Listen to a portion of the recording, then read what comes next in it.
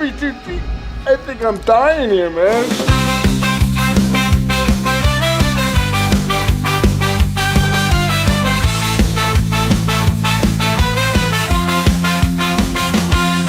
Through the haunted mansions and floors that creak, they lead us to the places from which we dare not peek. A journey through fear and the realm of the night. In every word they speak, our hearts ignite with fright. Welcome to the horror show, the Deep Cut Podcast, where nightmares come alive, ready to take their blow. Tune in to the chilling delight on the airwaves of the night. Let the darkness grow. Let the darkness grow.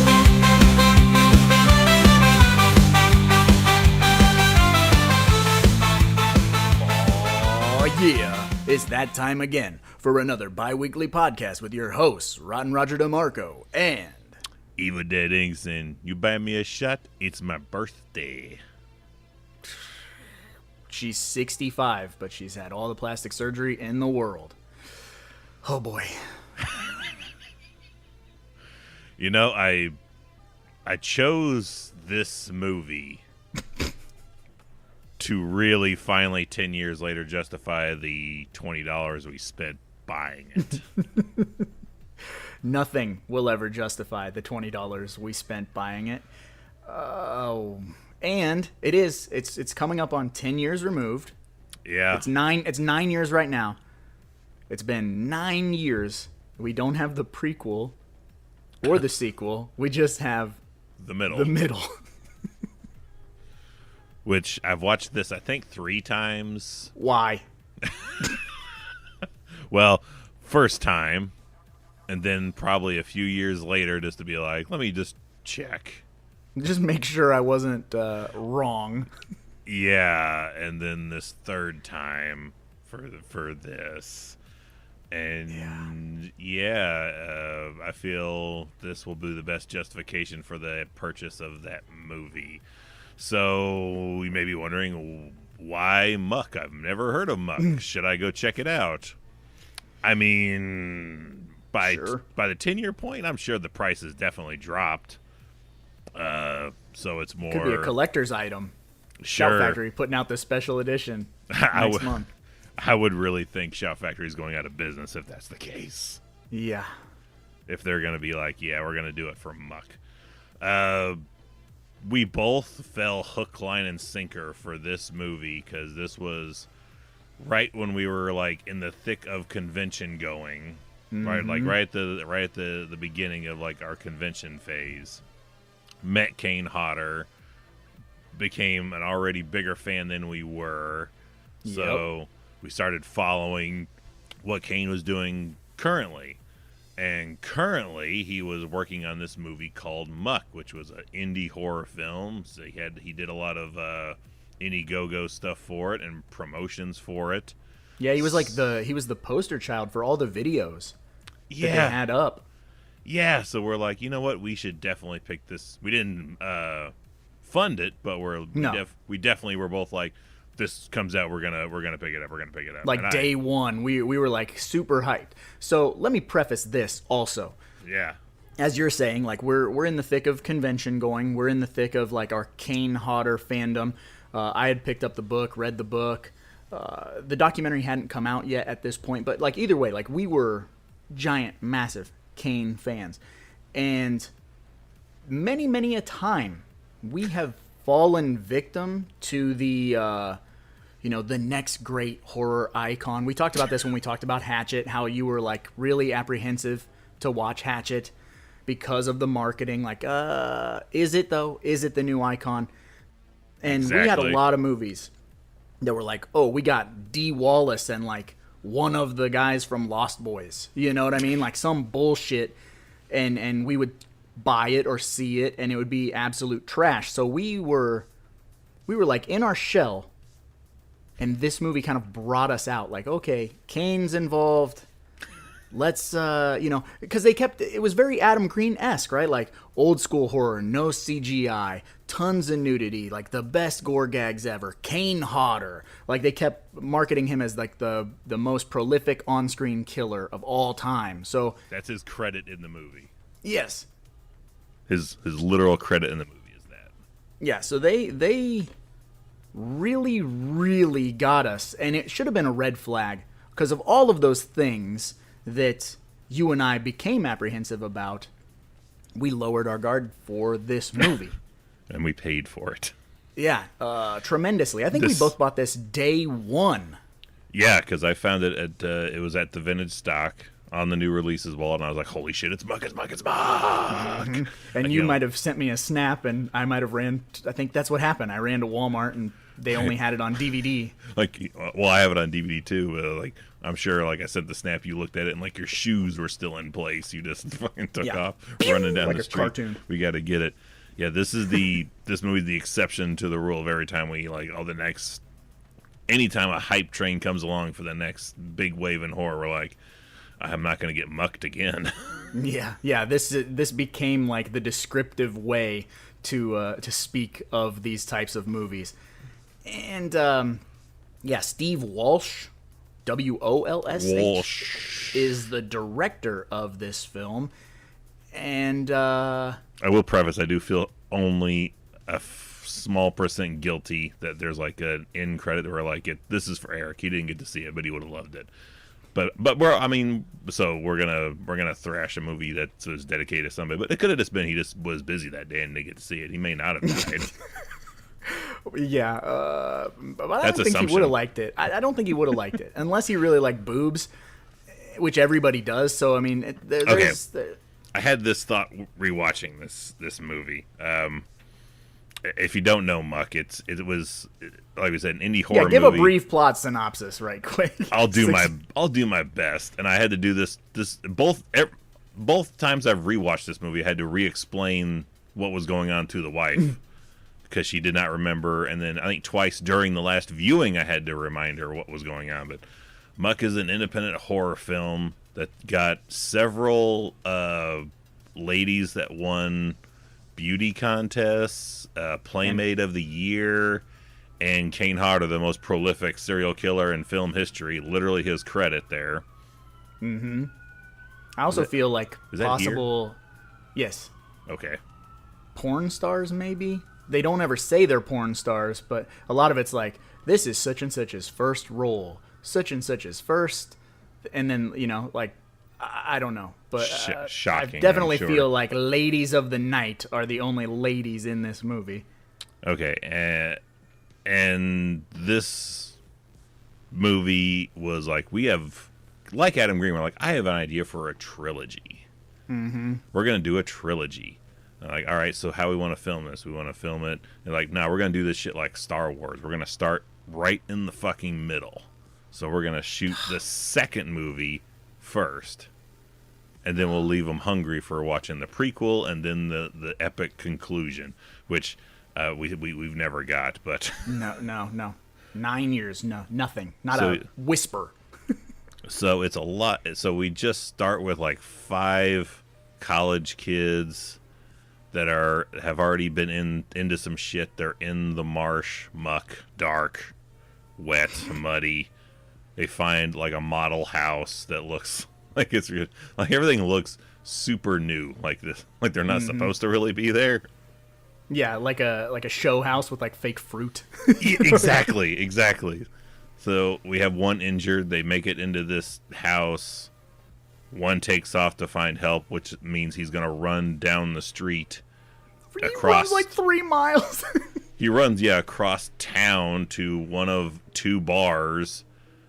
And even the bathroom bars are like, is this under construction right now? Like, everything looks like nothing's finished in this bar. Yeah, it's all just like bare plywood.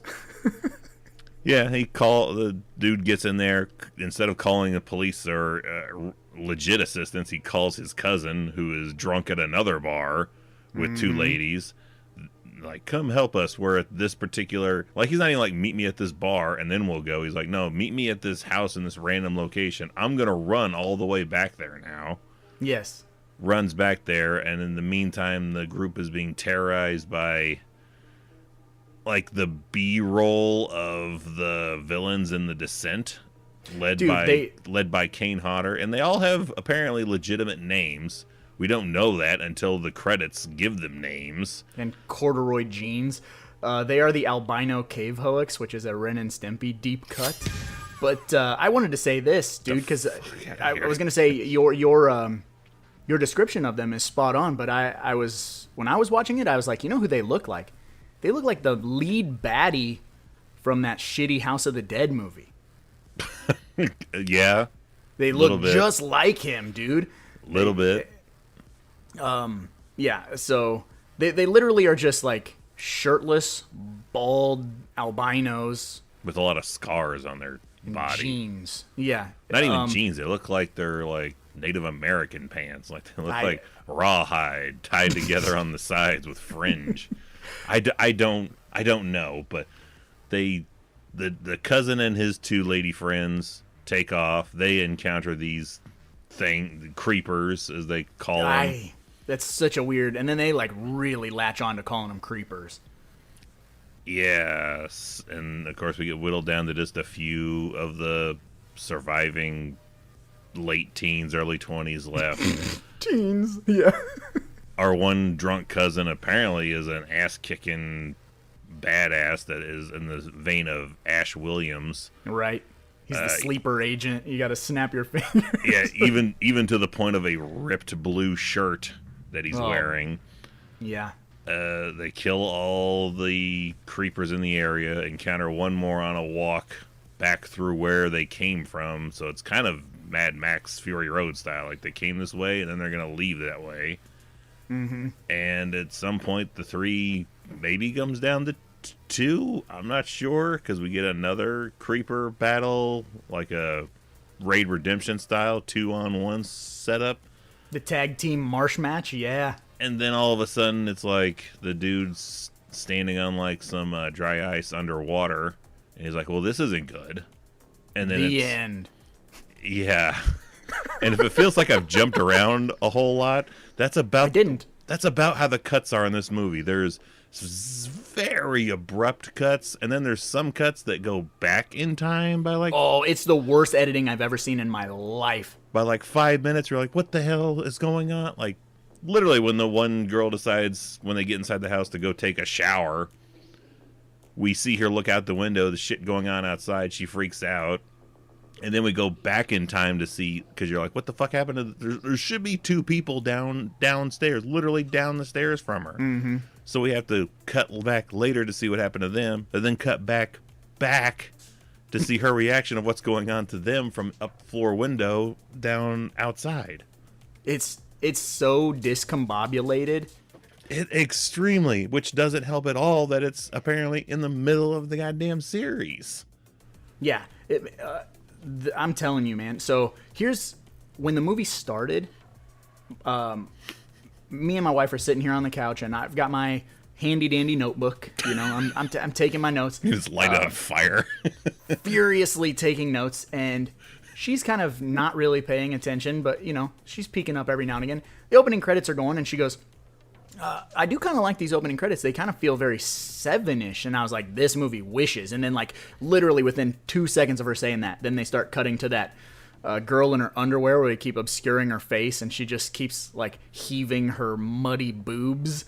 Yeah, which is confusing because we have a girl in this group that's wearing black underwear, and that's her whole black underwear and like rain boots. Yeah, her whole wardrobe. Which I was like, like rewatching now, like, oh god, must have been fucking bitch and a half to like that's all you're wearing for this entire shoot, entirely at night too. So yeah, mosquitoes biting your ass and all kinds of... Yeah, so I'm sure she was just having the grandest of times. But yeah, have I'm like, is this a different blonde that we have during the credits that it is in black underwear but no top, so she's just topless in panties, and they keep cutting back to her during their opening credits, which I mean, it looks it looks cool, but I'm like, is this the one? And I'm just, this is assumption because we don't know. Roger thinks he knows. I think I might know, but who knows? We don't know. We've not seen the hidden scripts, but I'm assuming if it's not the same girl that has a strapless bra on later, that this is her sister and or friend that she has a mini dream, because at one point where she's dreaming about the opening credits of the movie again. Yeah, and I was which like, is so random. I was like, is that her friend? Is that someone she knows? Is that her? Is she just dreaming that she's starting this movie over again? I don't know. Wouldn't that be something? It just loops back around and starts all over again. Yeah, it's so hard to keep track of because of how much it just like gives you 5 minutes and then rewinds 5 minutes and shows you what happened from another perspective of that 5 minutes, where it all could be just edited together as one cohesive sequence. And I feel that the reasoning for this is they got done shooting this entire movie and they went, this is 40 minutes of footage. You know what I mean? Oh yeah. So they got to stretch some shit out, which usually means that like on some of those indie, real low budget horror movies, it's like, oh, that they just run entire lengths of like speed metal songs to fill out tracks, and that bumps the time. And it's usually like a 2-hour movie. This is a little hair over 90 minutes, like it's like 98 minutes, maybe. Yeah, like hour, 38 or so. And at times it feels like it's going kind of quickly, and maybe that's just my wishful thinking of it. Because I'm just trying to piece things together in here. Nothing really happens, to be honest with you, which for this being like the meat and potatoes, if this is the center of the trilogy, nothing happens, to be honest with you. Like, so break it down. They go to the house. They're attacked at the house when the one boyfriend leaves to go call his cousin. His cousin comes. They go back to the house. They decide to go into the marsh. The end of the movie. That's it. That is all that this movie is. But we're going to spend 10 minutes in the bathroom with the Playmate of the Year 2012 changing bra and panties 46 times. 4 times. Yeah, this is the girl that's with the cousin, and the real love interest of the cousin is there. And throughout this movie, even when this cousin is killing people, she's just like slap him on the back of the head. You fucking idiot. Just like, come on, you inconsiderate prick. But in that like loving spouse kind of way. Yeah, the one he's interested in tagging, they're at the bar. And I love that before they hit the road, they're like, we need 4 shots to get going here. Yeah. But she takes this tote bag to the bathroom and literally changes her lingerie 4 times, which I didn't I felt the need for a hot second, and then immediately like, no, that's the dumbest fucking question I could ask. I wanted to lean towards the wife and be like, has this ever been a thing? Have you ever heard or know of anyone that's like could be going on a potential meetup and like, let me bring 4 separate pairs of lingerie to potentially change into because he might like this or I might like this more, including what she already has on? Right. Yeah, I don't know. And it's a public bathroom, and it's not even the only person that does that. The first bar we go to, the boyfriend runs to. There's another lady there that spots him coming in sweaty, fucking nasty looking, and she's like, I'm gonna get me some of that. Let me go change in the bathroom with my friend really quick. Yeah. And change his clothes in there. And then we cut to the other bathroom where the boyfriend is, and he thinks he's... And this is where I'm like, is he really committed to this girl that he's supposedly with? Because he makes a conscious decision to, like, wash his face and hands off, which there's no dirt, no blood or anything on his hands. Anytime he's washing it, they're fucking clean. But he's like, let me look somewhat presentable. Takes his shirt off, puts it inside out so he looks cleaner to go back out to the bar. And it's an emergency situation. He has a friend that is mortally wounded and a few other friends, including his girlfriend, that are being stalked by albino killer guys. Yeah. He's like, cool, I'll buy this random birthday girl a shot. We'll do shots. And then he's like, I'll call my cousin. Calls his cousin, makes the run back, and probably the scene that infuriates me more than any other, he runs back past the house where another like super hot lady is changing clothes, also just in underwear. He literally puts on the brakes, stops, and like, oh, like you literally hear an audio. Oh shit! He stops and watches someone. And then he's get like, changed. I should probably get going. That like ADR line, yeah. Only after a phone rings and startles him. He's like, oh shit! I don't want to be caught peeping out here. I want to end up looking like one of those creepers. And then what the fuck happens? She random gets killed girl, off screen. We don't know that even, because she answers a phone call. We hear some kind of noise, and then she like falls under her bed. But we never see what the fuck is under her bed. Who gets a hold of her? Did she trip on a fucking slipped on shoe? a banana peel? Yeah. We don't know. There's shit off screen that happens that we don't. We see above what is happening. Same thing with Kane Hodder's kill. Which, by the way, that if you're looking forward to seeing a lot of Kane Hodder, don't get any soda or popcorn. Don't go to the bathroom. That's for goddamn sure, because he is out within the first half hour of the movie. Oh yeah, he does not last long at all. And that's one of the other things, right? Is this movie, when it duped us with the Kickstarter campaign and all the, I mean, if you read the box art, if you read all the stuff, it's like old school practical effects. Yes. I'll give it, there's no CGI, but all it is fucking fire extinguishers filled with blood. There's literally just blood spraying on people. There's never any like real gore. Ever. There's no like. Not really. And in the fights felt very AVP to me. Oh like, God. The fight between boyfriend and Kane. I was like, I can't see what exactly is going on. And some of the, like, Kane gets killed by, like, you don't really even see it. Like, you see a dude with, like, an axe. Or I can't even say it's an axe. The kid has a stick with a pointy end on it. A dull pointy end. And swings it, and you can kind of see it hit Kane in the like midsection, but you don't really see it. And then Kane just falls over, dead, and dude stands with, I guess he grabs Kane's legitimate axe, and we just see like the point of view from him swinging the axe down. We never see Kane laying on the ground. We never see the after effects of Kane hit by this axe. Nope. We're just led to assume he either took his head off and planted it in his head. I don't know.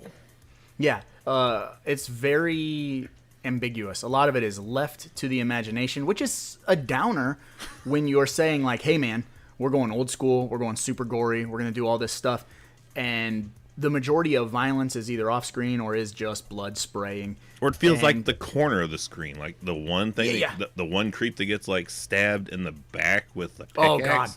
Like, if you're looking at a full-size screen, it's happening in the very, like, upper right corner, and you're like, oh, I can kind of see it.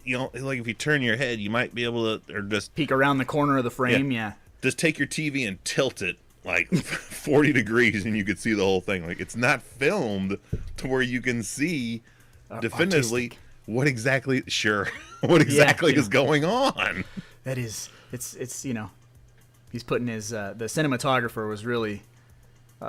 Trying to build a brand, I guess. But I was wondering, though. I think I was trying to get to it before the attempt at a plot synopsis. But because this movie was made when it's made, it is rough.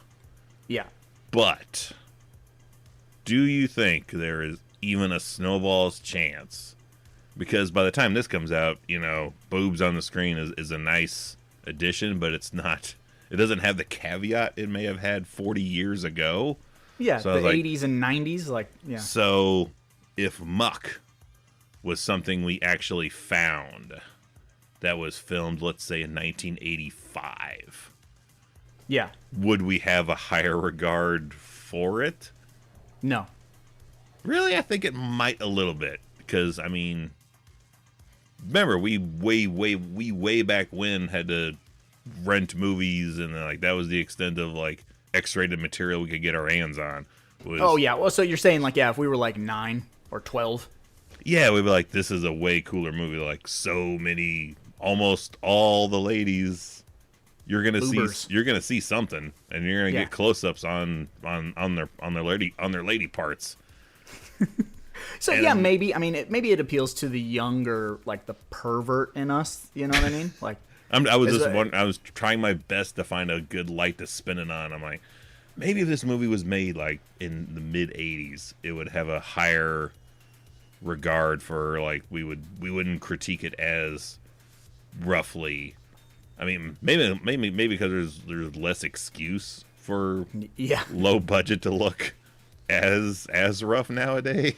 So, and this is the other thing about the way that it looks, right? For as minuscule as the budget was, they used RED cameras, which are top of the line cinema cameras, and they edited and color corrected using DaVinci Resolve, which now is the industry standard. So they were like ahead of their time with their color correcting and everything.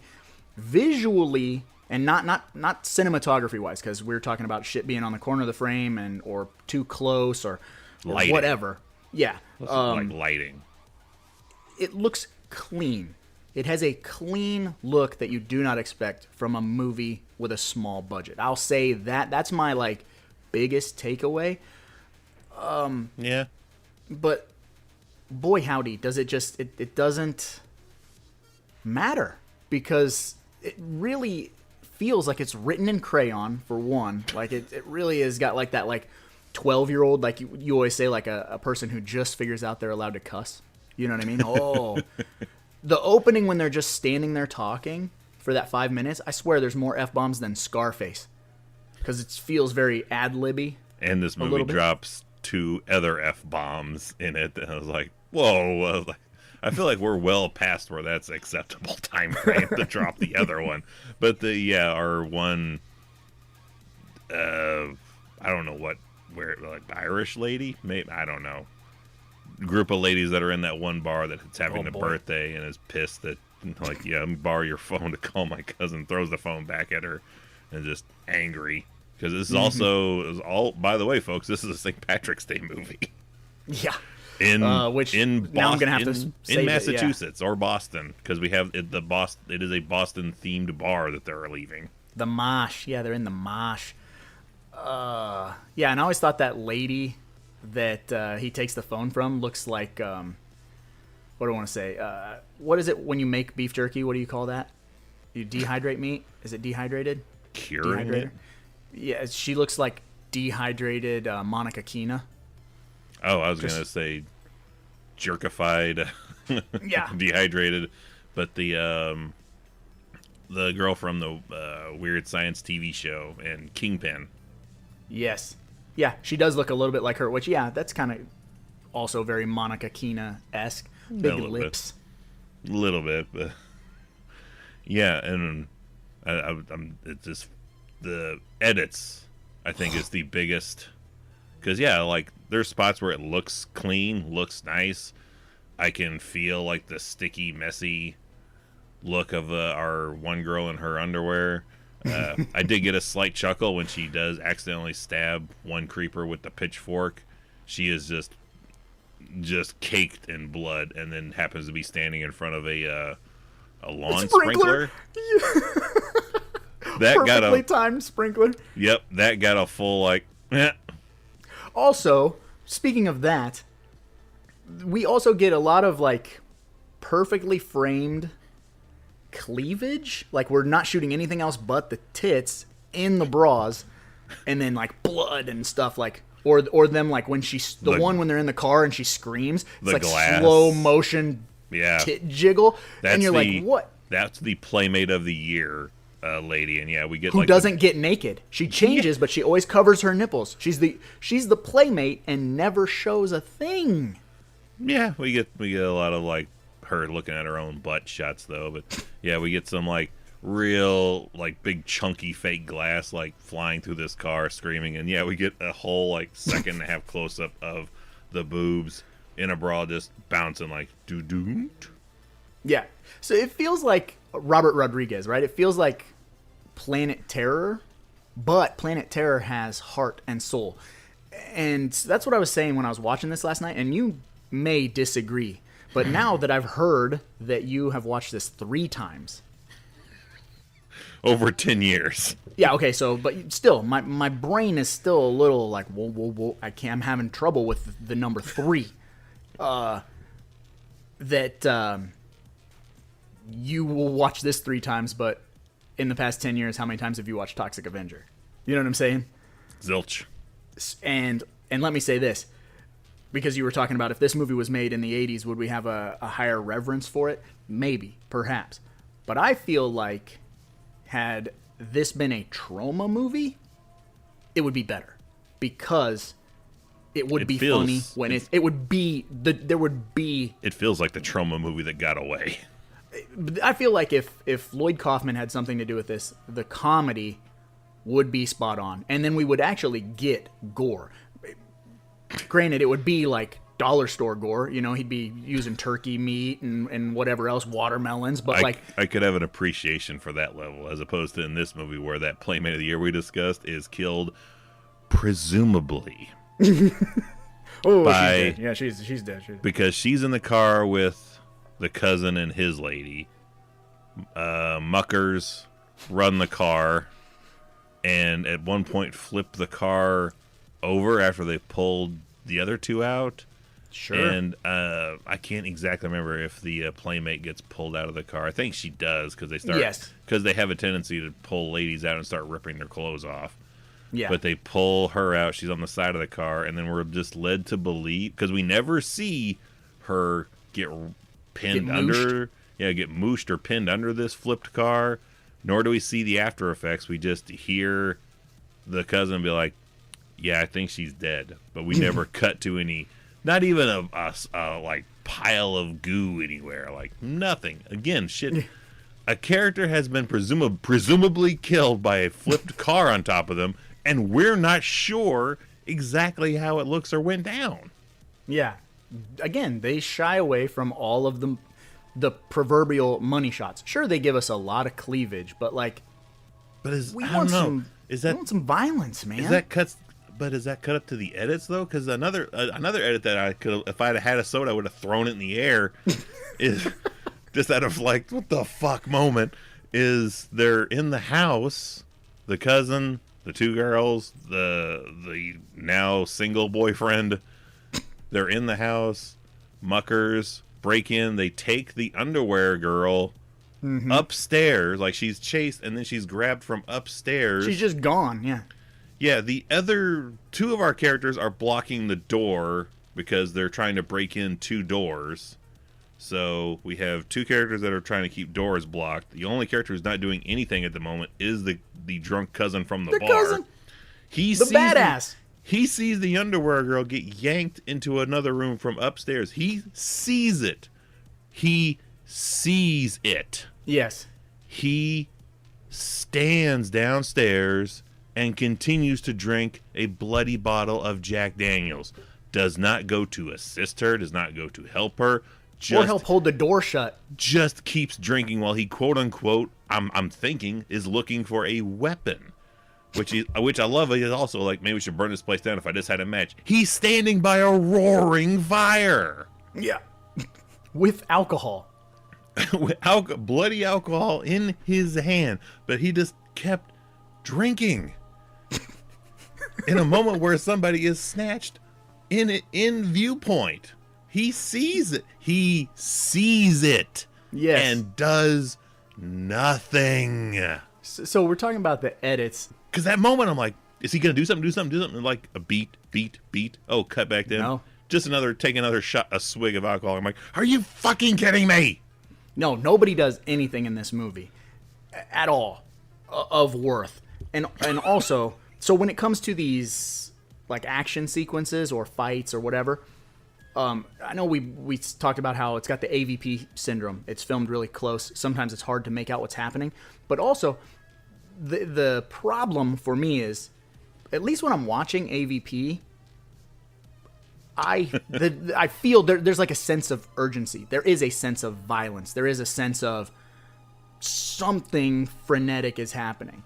When you watch Muck, I don't know if it's the staging of the fight sequences. I don't know if it's the camera angles, whatever. It never feels threatening. It never feels intense.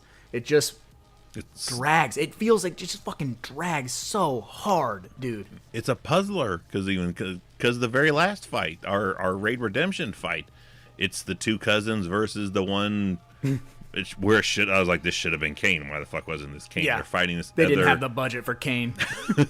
For that, you want me to stand in water? Nah. in a fight sequence, I don't think so. But that fight sequence, at one point, the mucker like throws Mother mucker. our first guy into like a log. Like, he looks like he's laid across it like Arnold Schwarzenegger in Predator. Like he's just chilling on it. Which it looks like it. He doesn't look wounded. He doesn't look dead. He doesn't look like everything. It's like he's like 2 seconds and he'll be back in the fight. But they just pan over to the other cousin using a shovel. He loves that shovel. Oh, God. Whipping the shit out of this mucker in the water. He sinks. And then they just go off. Him and his lady go off. And 2 seconds later, the movie ends. But like, there's no like checking on the cousin they came with. We don't. Something yanks him underwater. You must have missed that like half a second of frame. I guess one of the few times where this movie's like, I better be paying attention, because if you're not, you're gonna miss something. You probably fucking looked at your wife and went, "What the fuck?" And then it was, I mean, literally something pulls him underwater, and that's why he's like, whoever fight me, whoever took my cousin or whatever. Blah, blah, blah. Like, it's so stupid. Yeah, it even sounds like, where the fuck's the third one at? I have one redeeming factor for this movie that I do want to throw out. My absolute favorite, best, unequivocally the best thing that happens in this movie, the thing that got the biggest reaction out of me, that I want a gif of more than anything in the fucking world, so somebody make it happen, is when that dude runs back to the house and then his girlfriend gets fucking yeeted through the window. She flies like 42 feet and skids on the ground. And he's like, again, he thinks it's his buddy that kills him. She's thrown out a window from inside, and Butt booty ass naked. We spend an inordinate amount of time, like, he's not looking back to see where that came from. Because she didn't jump through that shit. Clearly she was like Jason Part 4 thrown through a window. And that's even a weird scene, because like our one wounded guy is laying out like horror movie tropes of like, she's kind of bitchy but kind of smart. Like, this one girl, she'll probably survive. Mm-hmm. And then literally cut 5 minutes later, she's in the basement because she's, and that's even fucking edited weird how she goes downstairs, walks into trips on nothing, walks into a cobweb, and then apparently there's just muckers down there that and again, I'm only assuming because I don't know. She has her arms stretched out because I'm like, okay, is there a mucker on each side of her, and then a third mucker that's ripping all of her clothes off, which gets ripped off in like I Spit on Your Grave style slow motion? And oh yeah, like, are we to assume that there was a 3-on-1 situation here? Again, we don't know, because it just cuts out of that to 20 minutes later, she's just thrown butt ass naked out a window. And they refer to these things as rapists a lot, and there's no rape. There's a lot of bra ripping. Hillbillies. Yeah, they even rip dudes' clothes. Like, again, dude look looks at his like abs, baby. He just has like a collar and part of his right sleeve of a t-shirt. And I like that shirt. That's the best line in the movie too. I had the shirt made. Can't just buy it. I had it made. Yeah. Yeah, they're even ripping his clothes off. So it's like, I don't know how you get the rapist hillbilly part of it, other than this, it's woods and clothes are getting ripped. Yeah, sure. But I don't know if I've ever had a movie where it's like it's left to me to assume a hell of a lot of things that happen in it. Oh yeah, because I'm not sure. Because they decide to not show you anything, and that's why I said, like, if this is the meat and potatoes of the trilogy, you need a different director for part 1 and 3. Cause I don't know what's like. You get nothing. You get nothing.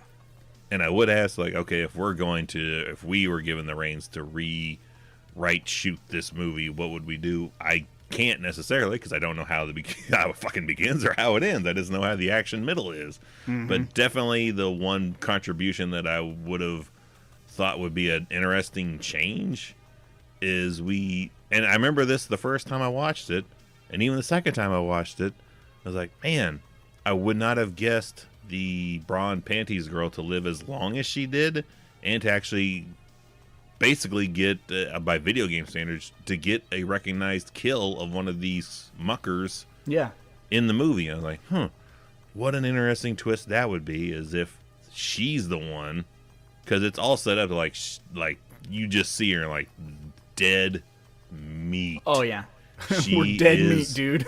She is going to die. She is not long for this world at all.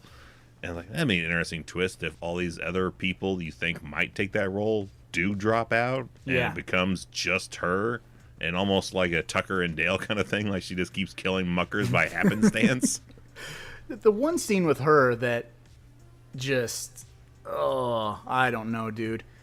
When she runs away and then she finds that house. Like that shed house. But when you look at the house, it's a nice looking house. But then all of a sudden she's inside and it's... All the houses look nice from the outside. Every house you see looks great. And then it's like a weird shed and she just sits and shakes on the bed. But when she's walking to the house and we get that wide shot, they're clearly trying to do like a Texas Chainsaw homage because the camera's low, looking at her butt cheeks type of deal. But like every step she takes, and this is some of these people's first movies. And look, like we made Tapehead. None of us can fucking act. So I have zero dog in the fight when it comes to like telling you how to act. But every step she takes, she like looks over her right shoulder, takes another step, looks over her left shoulder, behind her, and she's walking to the house in front of her. I'm like, why is this taking a minute and a half? And what the fuck are you looking at? And then she goes into that house and sits on that bed and shakes around for a half hour. I said, I'll take it over what happens when she finally gets in the house. Oh, God. Then it's this rapid cut of her going from like sitting in the rocking position of the can't sleep, clown will eat me. Yeah, Simpsons reference, deep cut. And then it's like, I'm gonna get up and do something. No, back to like just sitting on the bed, then just looking like just confused of just looking around like where the hell is she at? I'm like, where the fuck are you at? Never once does she go into any bedroom in any of these houses and look for like a nightgown or like a shirt. She's just anything. Yeah. Linnea Quigley has more effort in putting clothes on in Return of the Living Dead than she does in this movie. Yeah, and it's a weird thing to gripe about, but it's I don't know. It's after a certain year in like 2005, it's a real hard thing to sell. Like, there's just a lot of nudity in this movie. Like, cool, but if that's all you're relying on, like, yeah, it's like a Girls Gone Wild tape. At some point, it does get like, okay, boobs, neat, yeah. I hate to sound like an old fuddy-duddy, right? Like, you get to a fucking point, and it's like that. It's like, it's nothing new. It's old hat. I'm here for, and I'm here for your $40 gore gag. Cut a head in half. Give me something. Like, we've established within the first like half hour that, oh yeah, there's boobs in this movie, so we don't need to keep coming back to the boobage. And Return of the Living Dead is a perfect example. Within 25 minutes, Linnea Quigley is top to bottom nude. Like, you get a really good like origin, like start to the movie. You're building characters. You kind of get to see who she is. You get your eye candy. Oh man. And that's gratuitous, right? Like, her completely naked dancing is gratuitous.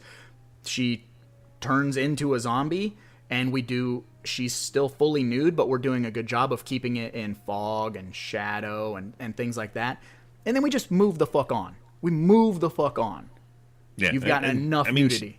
She has an overarching like story of her own in that movie. Yeah. We have people who are getting naked in this movie who we never see again. We see a girl switch it from a bra shirt to a braless t-shirt, bump into our main guy, and then fuck off the rest of the movie. We never see her She'll again. be in the third one. She'll be in the third one, you know? And why? I would sure hope, because we have everybody gets their own credits when we get to the end of this movie. Oh yeah, names, it is Robert Rodriguez-esque with that, like with names we've never fucking heard, and sometimes even characters we've never fucking seen. You got to be on that cutting room floor.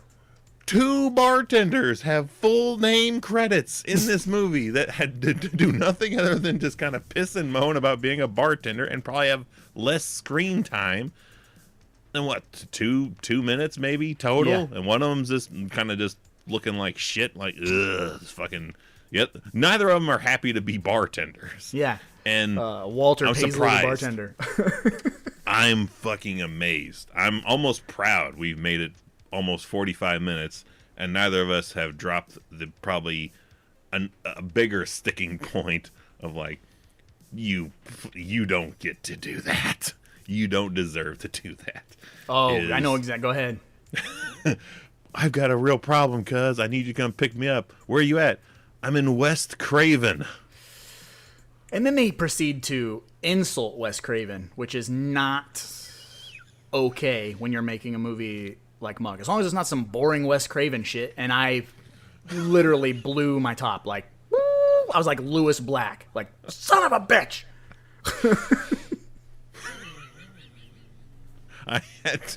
I did not remember that from the either previous 2 viewings. I had to rewind and put subtitles on. I was like, is he saying Wes or West? And the subtitles said West, but I was like, it doesn't matter. I know what they're trying to do. They're being dickheads. Like, are you really, you're trying to do that kind of, and that is in line perfectly with hiring top of the line, like in the know horror people like Kane Hodder, and then trying to sell us that no, all this is going to be good for the movie. It's not. No, it never is. And literally rewatching it, I know we had talked previously about me taking that picture of dead Kane Hodder from Jason Goes to Hell for an autograph, which is still a viable option. You're gonna take this DVD? I might take it, but I'm definitely gonna talk to him and be like, so Kane, I remember you suckered me $20 with this movie.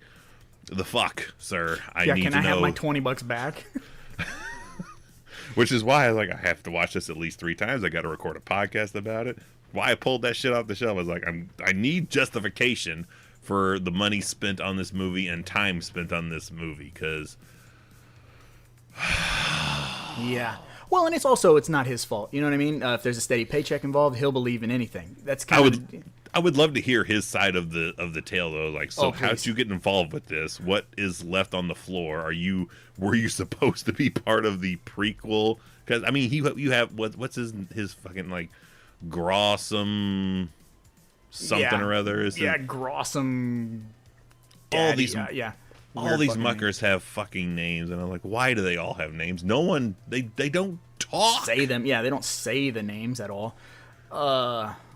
I don't know, dude, but if you go and talk to Kane, take your laptop and your Yeti and just hit fucking record and be like, I just want to ask you this. Stuff this in your face, like, I will pay whatever you need, but I need to know what the fuck the story is with Muck. Please, can we just get a soundbite? You don't have to insult the director. I just want to know. I want to know why we don't have part 1, part 3.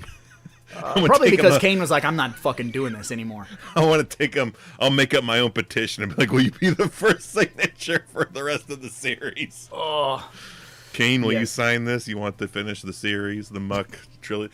We had Cody Rhodes do it, and like, Kane, finish the story. Dude, no, here's what you do. Get a bunch of different colored Sharpies and have everyone put a bunch of fake signatures on your Rondell Dale Branch, Fiasco Smithereens, on your Muck DVD cover, and then get real excited when you meet him. Be like, you're the last signature I need. I've got everybody from the cast of Muck. This is my favorite movie. This is my shit, man. I brushed my teeth to this movie. Oh, fuck, dude. So I want to bring up one thing, a quick little sidebar. Our good buddy Drew Marvick is in the process of finishing filming his magnum opus, his Pool Party Massacre 2, and it has a bigger budget and it's got a lot of bigger things going for it than the first movie, because he made that for like $7,000, which we can relate. He got Liquid Death to sponsor his movie, so they provided the cast and crew with drinks, boy. which is what I had to bring that up because my sidebar. I know where you're going. I know where you're going. I need to do some research to find this out, but there is a blatant Red Bull sponsorship thing in this. They say the goddamn slogan. Yeah. Boy, you really like Red Bull, don't you, Evil? It gives me wings. Fuck my life. Like, that seems more like obligatory than literally them parodying it on Holliston with Adam eating a Butterfinger. Mm-hmm. That's what I'm saying, man. That's why I say it feels like it's written in crayon, because it so feels like a 12-year-old just getting the keys to the kingdom, right?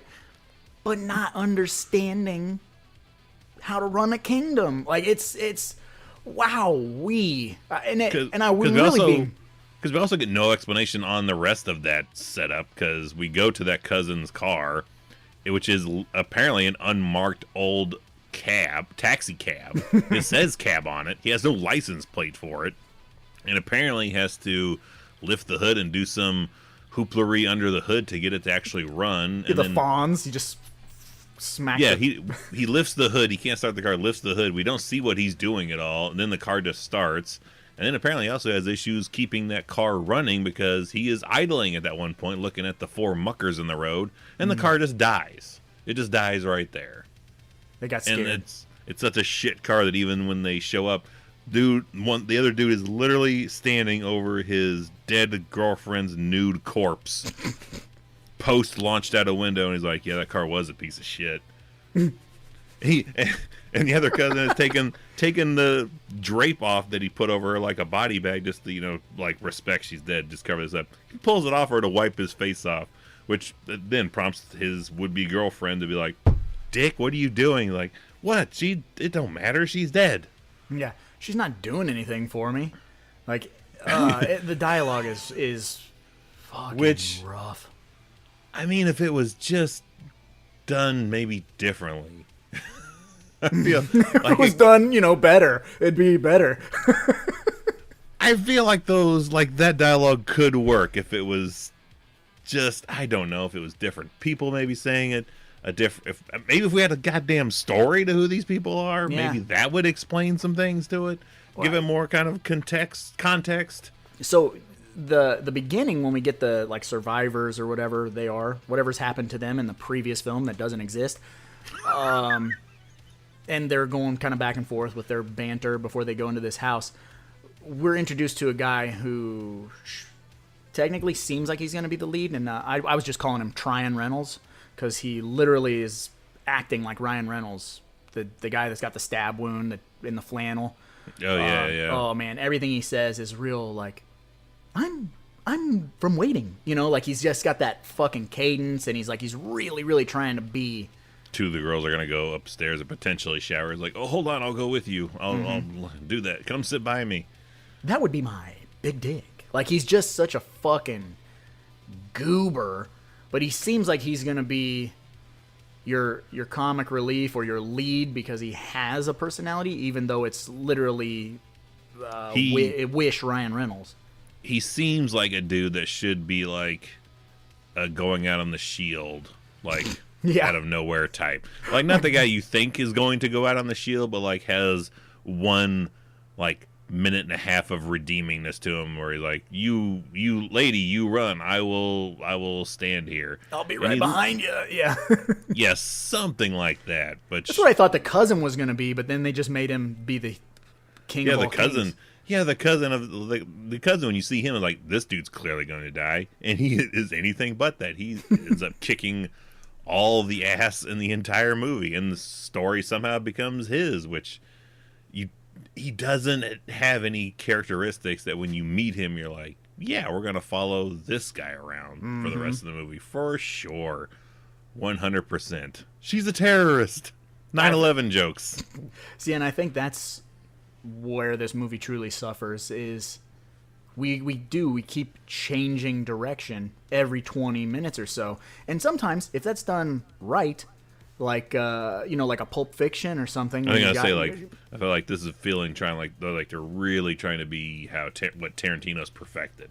Yeah, this is if you were trying to do Tarantino and it's your day one of filming it. Yeah, and writing it. Like if you can give each character 20 minutes to go off on their own little side quest, and somehow make despicable people likable. Even Rob Zombie, man, we can go with Devil's Rejects. Like Devil's Rejects nails that of like they're the bad guys, but you like them. You like them, even though you don't want to like them, and they're doing bad shit. Yeah. And before we jump into other segments, I feel like we should probably go ahead and give our Brown Panty Awards. Oh, baby, it's time to slip into something a little more comfortable. It's time for the Brown Panty Award. So, while I was watching this was difficult, but I think I'm being selfish. I'm gonna give the Brown Panty Award this week to myself. 2 times, man. 2 times of watching this movie, but not just the 2 times. I don't know how long that Indiegogo ran. 90 days, 120 days. That's half a year, whatever, of us being totally duped. So duped that it was a day one purchase. Blind buy. And we could not contain our excitement. So I feel like my Brown Panty Award, not just me, it can go to you too. Like I feel like we fucking deserve it because we are the true victims of Muck that didn't deserve to be victimized. The lucky ones are already dead. Literally the tagline of the movie, and I'm like, maybe truer than not.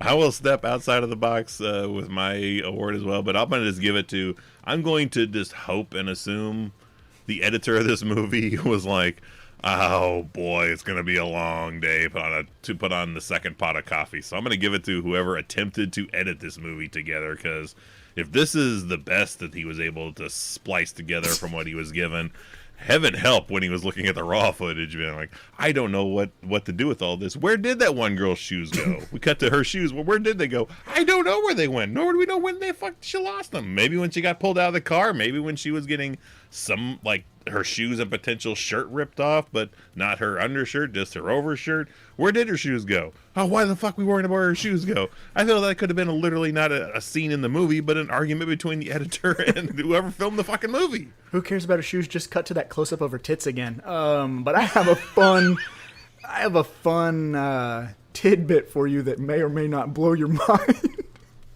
Because there's not much research that I can do about this movie, so I don't know. No, even when you look it up on YouTube, like stuff, you get a couple of like short videos, and probably a couple reviews. Not even reviews. I just see like a few trailers, a Red Band trailer, and then I think a couple of behind the scenes of I don't know if it's their director, but somebody, 2 people behind the scenes and one of the muckers, and they're doing like a faux, like scaring a Halloween kid in full makeup kind of a thing, which I didn't even finish watching. I was like, this is not what I'm looking for at all. No. So here's your fun fact, Evil. Since please, you gave the crack open that egg of knowledge and pour it all over me. Yes, pour some sugar on you. Since you gave your Brown Panty Award to the editor, fun fact about the editor is he worked at the editing suite, and they were working on some big budget movie at the time, and Steve Walsh brought in this footage, and they're going to get it edited. The editor saw the dailies and liked the footage so much that he edited the movie for free. That's what IMDb says. Now, I don't know if that's fucking true or if that's some sort of spin, like he got duped into editing for free, like Steve just kind of skipped out on the bill, or what. But or maybe he's like, I don't feel I could have done a good enough job that warranted a paycheck for this work. Right. Because I mean, yeah. I watched a couple of the trailers, and the trailers are like, I can see where our blind hype came from, because the trailers, I mean, you watch the trailer, I know we've said it on at other movies, definitely it qualifies for, but you watch the trailer, you watch the movie. This one, you've watched the trailer, you've watched the movie. It is literally if the trailer was a whole hour and 38 minutes long, Of a 40-minute movie that's just chopped and stretched. Yep, same style of cuts that you would get in a trailer are done here. Yeah. If it's a 5-hour epic, we got almost 2 hours of a flashpoint highlight. Oh, seizure-inducing, flashing constantly with the edits. Yeah, I don't get it. I. It's like a Nine Inch Nails music video or something. And they were like stop motion, I think. But I don't fucking know, dude. Just Stop motion would be wonderful if it was done here. stop motion cave hoics. Yeah. Oh, so I don't know. Maybe one day something will happen with this. I definitely, if I can remember it in 3 months' time. I'm not gonna let you forget. I'll tell you that. Definitely go talk to Muck. Talk to him about Muck. Yes. I'll be on a video call with your ass. justify this, and I'll probably tell him I was like, we were really in the Kane Hodder hype train of the time, and we bought this movie because you were hyping it so much. What happened to the rest of it? Yeah, where is it? Because I want to know it. The 6-hour Muck cut. It's all three. Maybe we cut should. together. Maybe that's something we should do. Maybe we should just try to film our versions of the Muck pre and post quel. Let me ask you one question before we move on to other segments, Evil. If you had to guess, Kane Hodder in the makeup, if you had to guess, how long would you assume his makeup process took for this movie? He's got a bald cap, and he's painted white.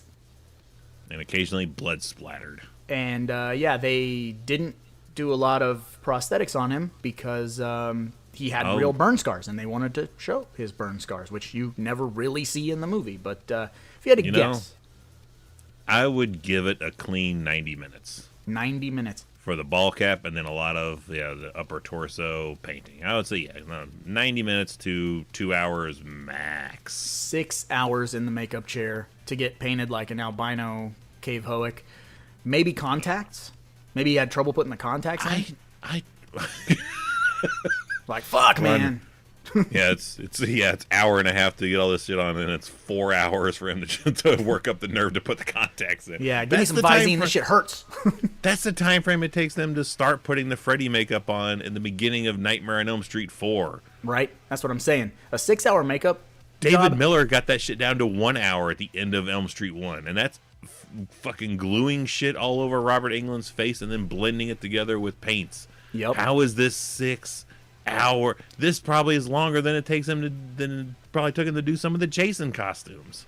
I would definitely 8. Yeah, I would definitely wager to bet that. I mean, even the Victor Crowley stuff, they were knocking out pretty quick because they had the big silicone hood, silicone chest pieces, and then just blended into his actual forearms. Maybe that's why we never got any prequels. Kane's like, I'm not gonna sit here another 6 hours a day for you to put this shit on me. You better hire someone with a fucking airbrush. This should be 15 fucking minutes worth of white paint. And as much as Kane is like the poster child for this movie when it was getting hyped, he doesn't really do a whole lot of anything. He's not presented as a leader of the group. Nope. He's not presented as like the most brutal one of the group. He literally he comes out of frame to hit a girl in the stomach in a bathrobe with an axe, drag her upstairs by said axe, and that took forever. God. Are we going up each step just so we could potentially see some boob jiggle under a bath cloth? Absolutely. I'm not sure. And then once he's dragged her upstairs, you're like, okay, is he going to string her up some like every Friday or Halloween movie, like some kind of prank, like bump into a body that's going to fall from a ceiling fan or what the fuck ever? Yeah. No, he just lays her gently in bed, which we cut back to a long time later just to see her take a few final breaths and presumably die. Yeah. And again, I say this is the most presumably movie I've ever watched in my life because nothing is certain. Nothing is certain. Not even death, baby. Oh, yeah, this is... And it really is... It sounds like we're being really rough because we are. And I wanted to do it. I wanted to give this a real thorough looking over for this because I just needed to justify the purchase of it. Oh, yeah. Then. I was like, so again, 3 times I was like, it's still as confusing. And maybe that's probably my biggest sticking point. It's like, even I don't remember hardly anything rewatching in there than a lot of boobs. Yeah, Kane off early, and then it just ends. I remember hardly anything else. Dude gets pulled off by a noose from like the 3rd floor and is fine. Yeah. And then he wears the noose like it's a necklace for part of the movie. I was just like, this is the most like, huh? What? Wait, what? It's movie? A head scratcher. I can make more sense out of a Freddy's Nightmares episode. Oh, yeah. Easily. I'm talking easily. If they were in book form, this looks like it's a Stephen King novel compared to a pop-up book. If you're comparing Muck and any episode of Freddy's Nightmares, go to the very last episode of Freddy's Nightmares where it's really off the fucking rails and no sense making. Combining the 2 stories they have in any Freddy's Nightmares episode is easier, and I can make better assumptions than I can of so many things that presumably happen in this movie, Muck. Yeah, it's all over the place, but again, I have to find. I gotta find something nice to say about it. And I say this, I do like that lighting. Yeah, there's things visually, and not just breasts, that work, but a lot of it doesn't work. And hopefully, with us doing this podcast, the people that didn't know this existed can go and watch it. And I mean, we were really hard on it, but it's like deservingly so. I'm not, I'd really try not to shit on movies, but this is, you just have to see it to believe it. If the day comes where in my mind's eye we hit the epitome of success and we are at some point doing road shows where we're just going to, we hate movie style, critique a movie as we watch it or post, this would be one of the movies I want to do because, oh my goodness, would it be so much fun to watch an entire audience of people try to make sense of this movie and then just pause it at random points and just discuss. Like, yes, I would very much like to Joe Bob Briggs what is going on in this movie with a whole bunch of people because it is something else. And I would also like to sit down with the director, just ask some questions, That would be really fun to be like, what, I'm really not trying to be mean about your body of work, but I gotta know things, man. I feel like that'd be a double-edged potential sword. Like we would want to for the comedic aspects of finding stuff out, but then we probably would feel really bad about stuff that hurting he would tell us and be like, you know what, we're just gonna champion this movie instead now. 5 stars, 4 stars. We start selling it at all of our. I'm not opposed to doing that anyway. Buy all the copies of Muck and then spread the Muck. We bought 50 copies of Muck on DVD. See if we can get it on like Zavvi for like a discount. Buy it in bulk or some shit. I don't know. But anything else you want to say before we move on to these next segments, Evil? No, I mean, check this movie out. I would, if you can stream it, just try that to watch it. Like, I would not really recommend spending an exorbitant amount of money on it, just in case it's something that's out of print. It's like, oh, it's $40, $50. If it's one of those like out of print, like, oh, they talked about it, it's a rare movie, well, I mean, we got to get it. Don't go that far. The slip cover's bumpy though. It feels good. The slip cover is cool, and I know that's a selling point for some folks, not necessarily for us, really. Yeah, no. But should the day come where it comes across your radar, give it a watch. See what assumptions you can make. Let us know what assumptions you can make off of it. And who knows, maybe this will be that match they didn't have in the movie to start the roaring fire they already had. Yeah. And make a phenomenon out of it. Like, yeah, let's hit up all the famous IG artists. Like, let's get the Fright Rags, Gutter Garbs, Cavity Colors. Give me your takes on Muck. Bruce Struzan, where are you at? Come out of retirement. I want your artwork for Muck. I'd buy that special edition just for the artwork alone. But I suppose it's time to move on to the next segment, Evil, which would be... Which should be... well, we're going to continue what we've been talking about, but I think I'm going to have to swap it up a little bit when we get to the end. I got to know some of the Amazon 1 and 5-star reviews.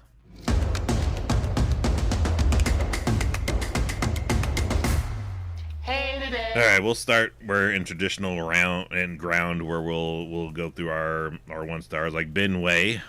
Benway? What's a Benway? About $1.85. Ben went that way. June 6, 2015. 1 star. Not even networks worthy. Unbearable. Wish I could rate it a half star.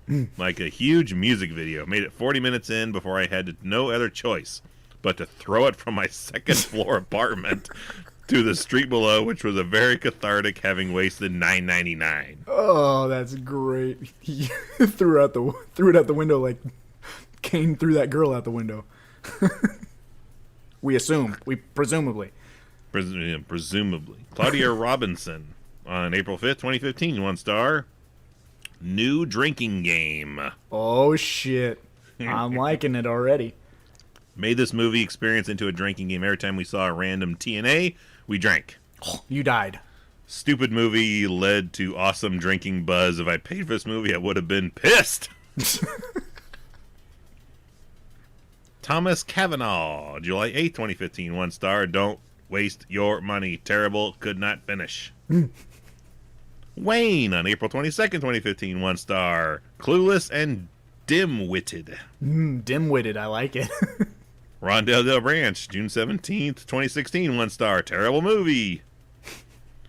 Kuma-chan, July 26th, 2015, 1 star. Boy. Annoyingly stupid. Girls need to wear bikinis to get killed.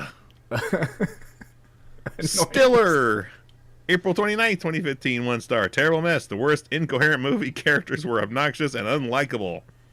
True. D. Piper, August 10th, 2015, 1 star. Well titled, caveat emptor. Dreadful, but not real dread in it.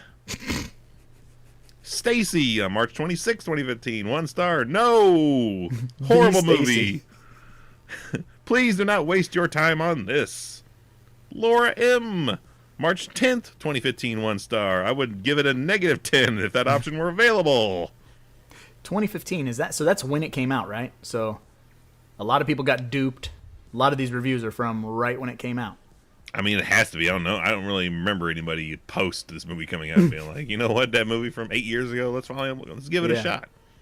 Brent on May 16th, 2015, 1 star. Is this rash all right?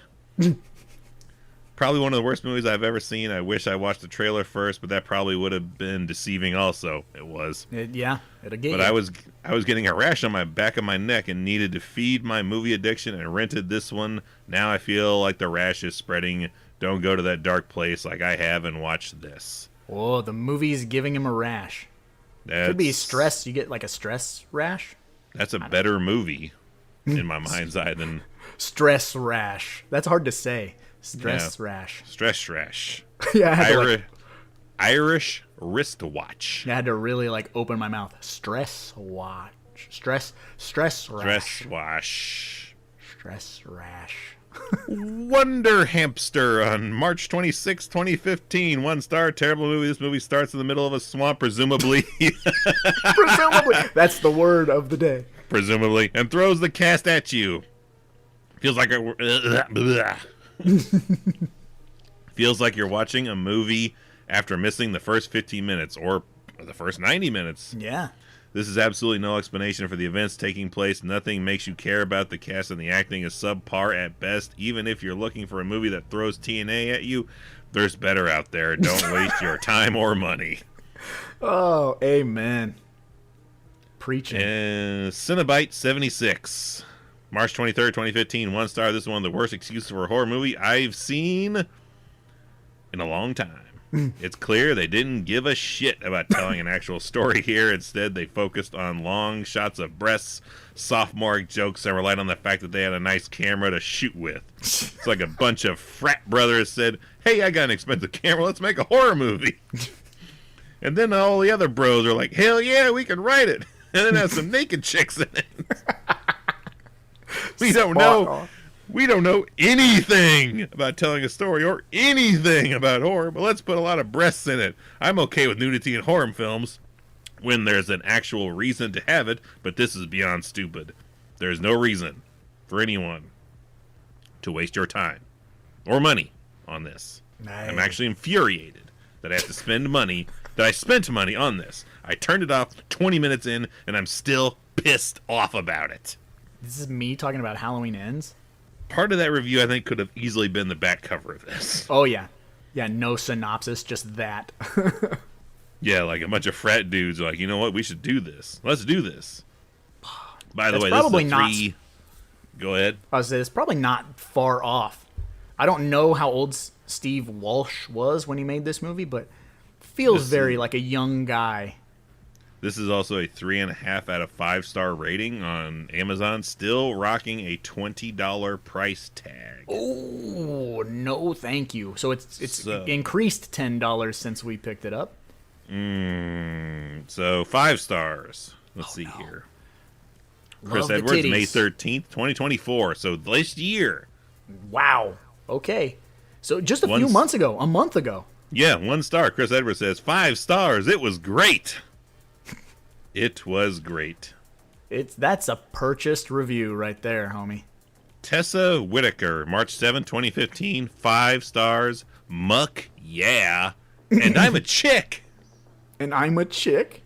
I have to admit, I have no idea what I was getting myself into in purchasing Muck, but I am really glad I did. Judging from the trailer, I was convinced this was another movie with hot, half-naked chicks running around, and as a girl, I was pleasantly surprised that it was way, way more. The dialogue is really funny and pretty clever. One of my favorite scenes is when one of the actors points out, based on how many people were left in basic horror story math, they were all goners. That's in the beginning of the fucking movie. Mm-hmm. Another interesting note that I had is the amount of hidden gems in the background of the scenes. The production company with an O did some shameless plugs, which I thought was both clever and entertaining. I recommend this movie full-heartedly. I definitely have never seen anything like it. 5 people are like, that is helpful as fuck. Wow. 5 people got duped into spending $20.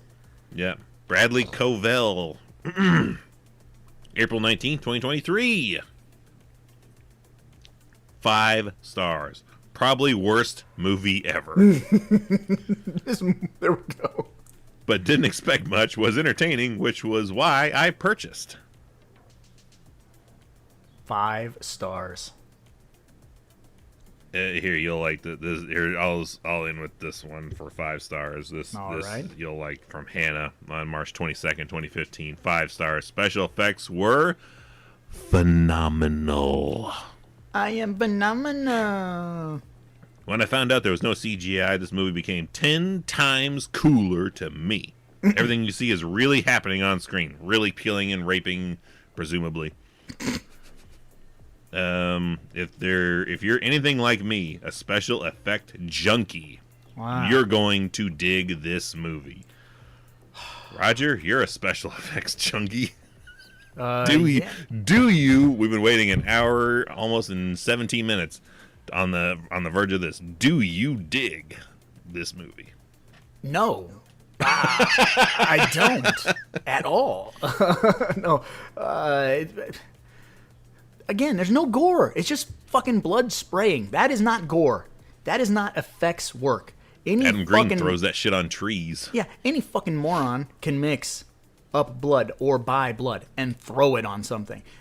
To make a convincing severed head or a, chest wound or whatever, severed arm, those are things that take talent and work. Cutting the tips off of a fucking pitchfork and gluing them on someone's back, that ain't it. You sound like Matt Damon in Dogma. It's like anyone with a pack of matches could start a fire. Genocide's an enduring process. The most exhausting one there is next to soccer. You're a good person. Rain down sulfur. God damn it. I love Dogma. And I got 2 copies of that for my anniversary. I got the special edition DVD when it was still something you could actually purchase legitimately. Megan bought me a DVD like a long time in advance, and it's not the super special edition, but I didn't know she bought me the DVD because it was still in a package. And her and I went on our date, and we went and had sushi, and we went to like a video store or a place that sold old movies, and I found fucking Dogma on Blu-ray, and it was like $3, and I'm like, babe, and she's like, cool, because she had the DVD waiting for me at home. So I got home, and I'm like, I'm ready to watch Dogma, and she's like, well, here's your present. It's Dogma on DVD. I'm like, yeah. Like, oh, well, that's not as cool as Blu-ray, but Yeah, thanks. And my Blu-ray was cheaper than your DVD, so I win. But no, it was, it's the thought that counts. It's like she never checks how many movies we have or what movies we have, so she remembered that Kindergarten Cop was hard to find, so she's literally bought me that like 3 different times because she keeps forgetting that we own it. Isn't this hard to find? Didn't you want this? I'm like, I have enough. I wish I had more copies of Muck. Just make it a thing to start collecting copies of that particular movie. I just gave the wife my Amazon wish list. Like, just pick some things off here. We'll pay for it, and then I've got it. That way, there's no confusion. Because I feel both our wives are like, movies are what he likes, but I don't know what the fuck to get him, and he keeps buying shit on his own anyway. So I don't know what the fuck to do. Mm-hmm. That literally. Get him another copy of Muck. Yeah, that's how my birthday went this year. Like, I got, I sent you the snap of the couple of movies I got, but I'm like, kind of random. Kind of random. I mean, I have no issues with them, but, random's the way to go. Yeah. Which I don't think I've seen Muck in the wild since. I'll be looking now because I want to know where they are. Maybe it becomes my new Batman 89. It's like E.T., the Atari game, like it's buried in the desert or whatever. But I suppose now that we're done with the 1 and the 5-star reviews, Evil, it's time to move on. What does that mean? Just as puzzling as the movie is, trying to figure out what to take from this movie, it's time to play the game. It's time to play the game.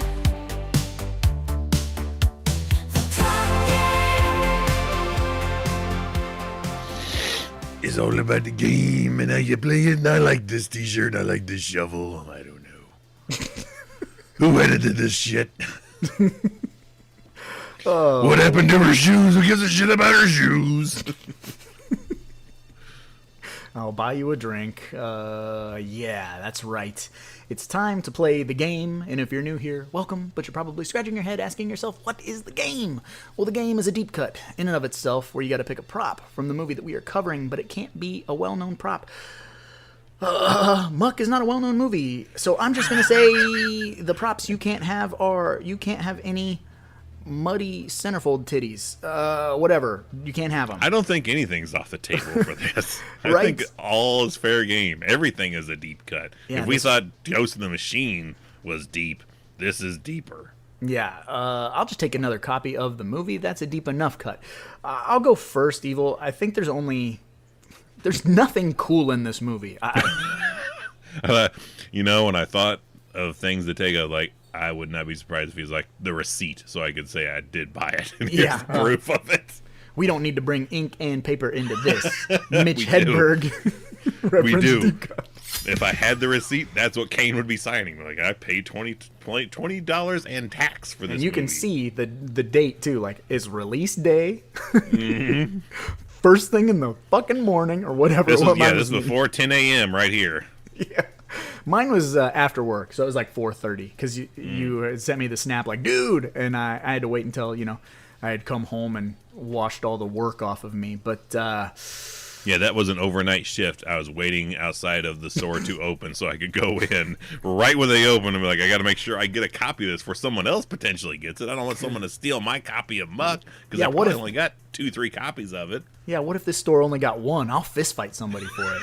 Imagine. Which we would have. We would have done that then. Yeah. Imagine like getting into a knockdown, drag out brawl, and then coming home and being like, "Fuck yeah!" I've been banned from vintage stock for life for breaking into a fight over a copy of Muck. I'd get that fucking tattooed on me. I don't even know. I'd figure some way to make that into like a sleeve or something. But I'm gonna go. That's that revenge tattoo thing. If we got to pick a tattoo for the other one to get, and I'm gonna pick something from Muck. Oh, God. Give you that shovel.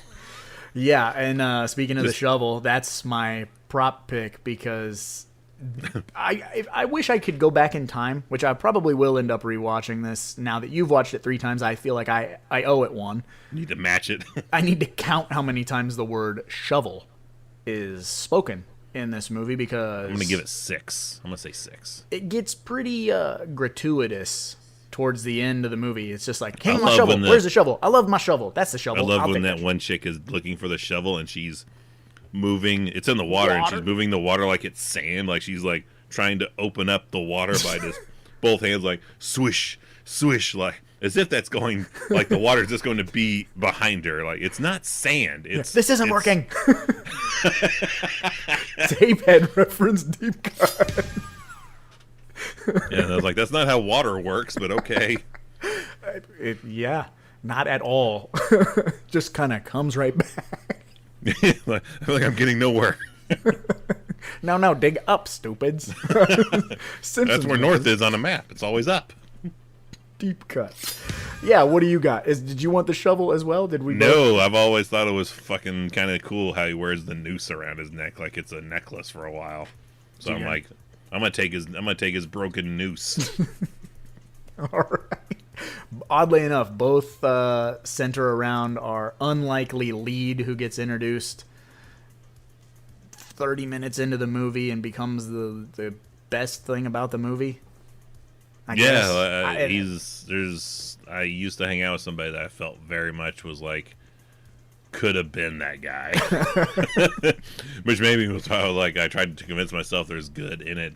When I watched it the second time, I'm like, no, this is kind of like my friend Nate a little bit. Like I feel like he could have been, if he was in a horror movie, this would have been him. So I'm back when I'm trying to find ways to justify rewatching and being happy about the purchase made for it. Yeah.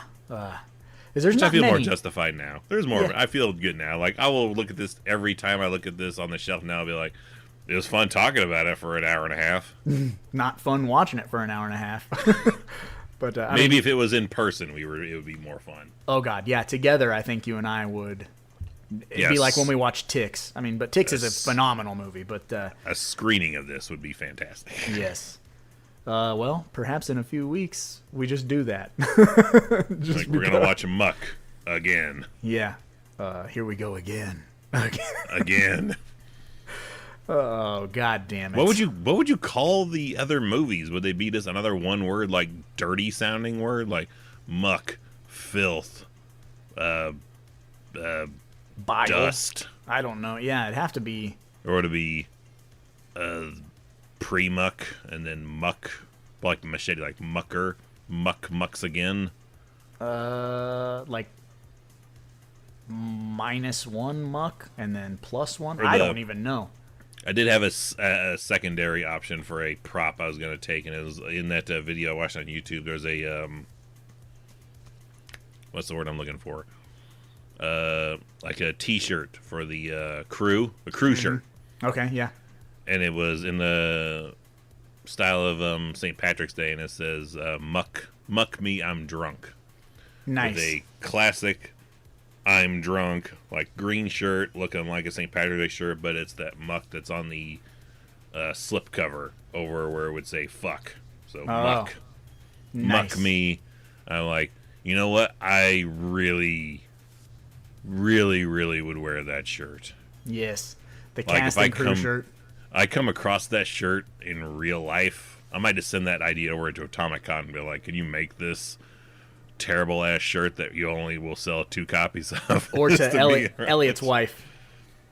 Oh gosh, yeah. Knock it out. Can you make this shirt because nobody will get it. This is the deepest of cuts shirt. This is a crew shirt from Muck, man. Dude, here's what you do: get that shirt made before you meet Kane. Listen. For real. Get that shirt made, and then do the faux signatures on your Muck slipcover. Wear that shirt to meet Kane and be like, dude, yeah, I was on the crew. and be like, I had no idea what the fuck was the first movie I ever worked on, man, carrying cables and shit. Like, and remember, I tripped over your foot. There's some weird. I brought you a sandwich one day. Yeah, or something. and you'd be like, I don't fucking remember you, but you, like, dude, let's build a whole lore. We did this once with the maggots, with Kane and we did. And we got him with it. He'll buy anything. CJ. Oh, dude, this. CJ's there too. So then I didn't go to CJ. Be like, you know what, CJ, this fucking idiot over here believed this shit. I worked on the movie Muck. Then I'll go over to not Douglas Tate, but Ken Kersinger and be like, Kane, idiot. Dude, this is the greatest long con in the history of long cons. Get on it, right? Find the screenshot of that fucking shirt. Have Elliot's wife make it. Let's go.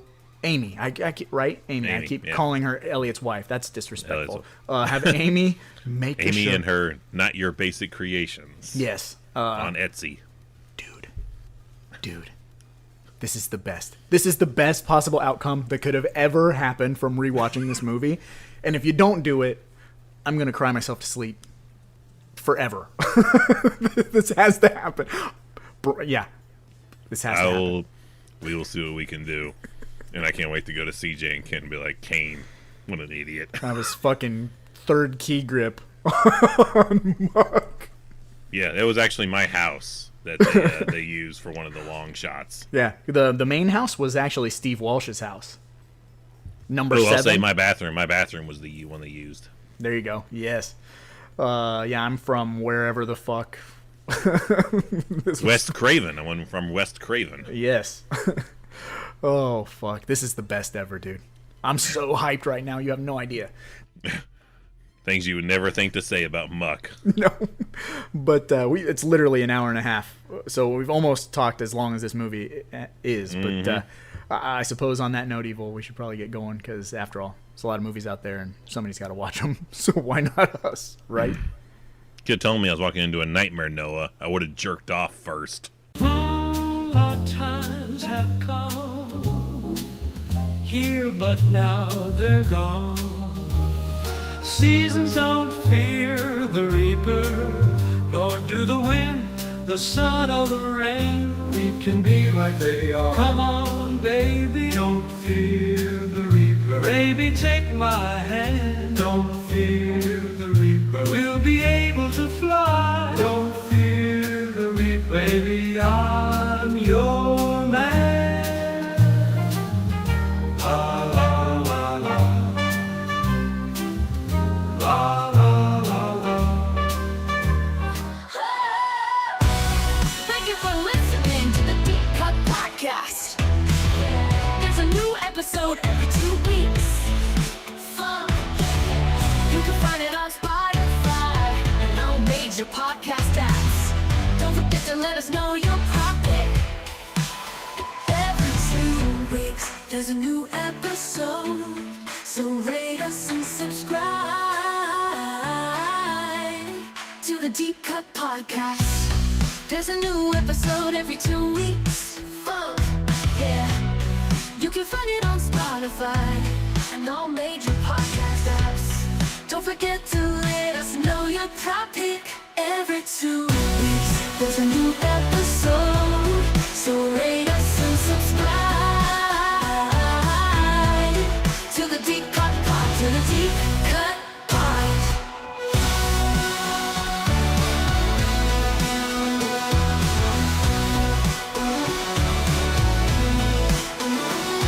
You can find it on Spotify and all major podcast apps. Don't forget to let us know your topic. Every 2 weeks, there's a new episode. So rate us and subscribe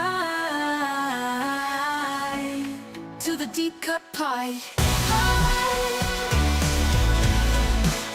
To the Deep Cut Podcast. To the Deep Cut Pod. To the Deep Cut Pod.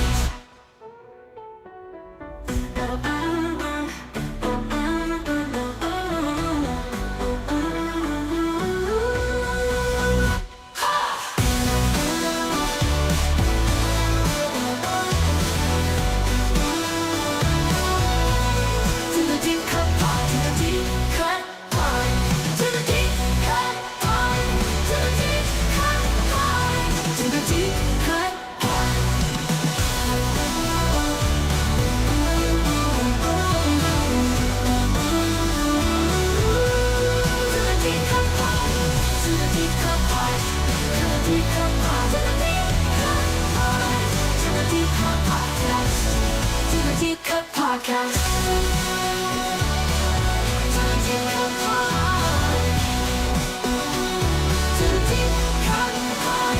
To the deep cut pod. To the deep cut pod. To the deep cut podcast. To the deep cut pod.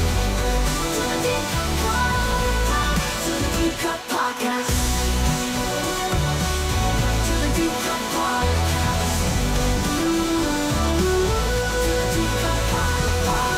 To the deep cut podcast. Every 2 weeks there's a new episode, so rate us and subscribe to the deep cut pike. To the deep cut pike.